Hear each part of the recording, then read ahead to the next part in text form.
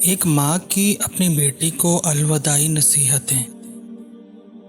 ماں نے بیٹی کو الوداع کہنے سے قبل مخاطب کیا، اے میری بیٹی، اگر وصیت کو اس لیے ترک کر دینا روا ہوتا کہ جس کو وصیت کی جا رہی ہے وہ خود عقل مند ہے تو تجھے وصیت نہ کرتی، لیکن یہ وصیت غافل کے لیے یاد دہانی اور عاقل کے لیے ضرورت ہے۔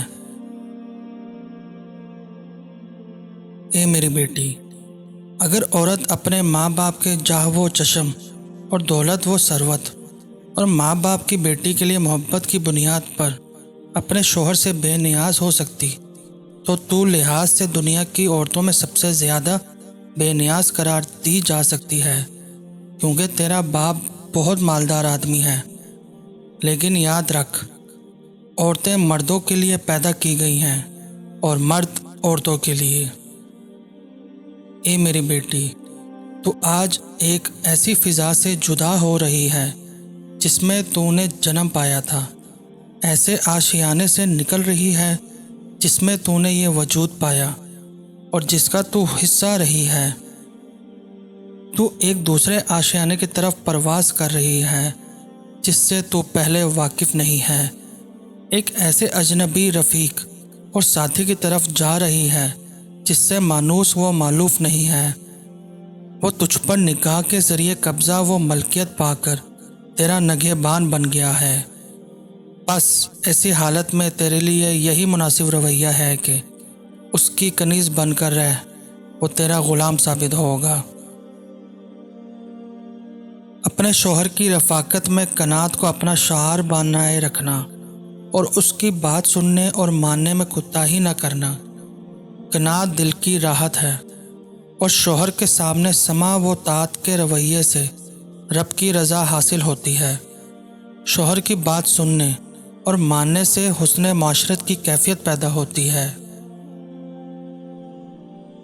اپنے شوہر کی مزاج شناس بن کر دیکھنا کہ اس کی ناک کے لیے کیا چیز ناگوار ہے اور اس کی آنکھوں کو کیا چیز بھلی نہیں لگتی۔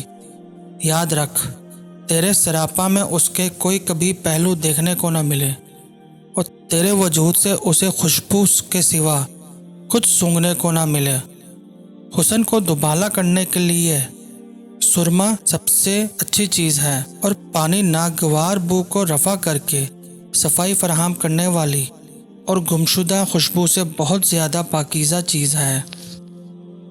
اپنے شوہر کے کھانے کے اوقات کی سخت پابندی کرنا اور اس کی نیند کے اوقات میں سکون اور خاموشی کا اہتمام کرنا۔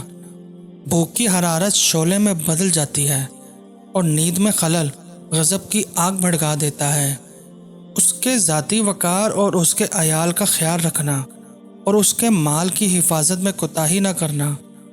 مال کی حفاظت ہوش مندی اور حسن تقدیر ہے اور چشم و وقار اور عیال کی نگہبانی تدبیر اور انتظام کی خوبی ہے۔ اپنے شوہر کے کسی راز کو کبھی فاش نہ کرنا اور اس کے ہر حکم کو بجا لانے پر ہمیشہ مستعد رہنا۔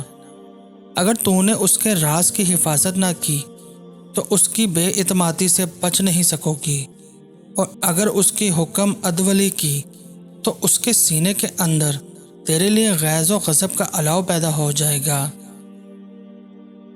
بیٹی، یاد رکھنا کہ شوہر کی اداسی اور غمگینی کے وقت تم اپنی خوشی کا اظہار کرنے سے بچنا اور اس کی خوشیوں کے لمحوں میں منہ بسوڑنے اور روٹنے کی حرکت کبھی نہ کرنا۔ پہلی حرکت غلطی اور بے پرواہی ہے اور دوسری حرکت دل کی ٹھیس کا موجب ہوتی ہے۔ بیٹی، تو اپنے شوہر کی تعظیم میں کسر نہ چھوڑنا، وہ تیری تکریم میں کمی نہیں کرے گا۔ یاد رکھ کہ تو جس شد و مت کے ساتھ اس کی رائے اور موقف کی تائید کرے گی، اسی قدر اس کے ساتھ تیری رفاقت میں وسعت آئے گی۔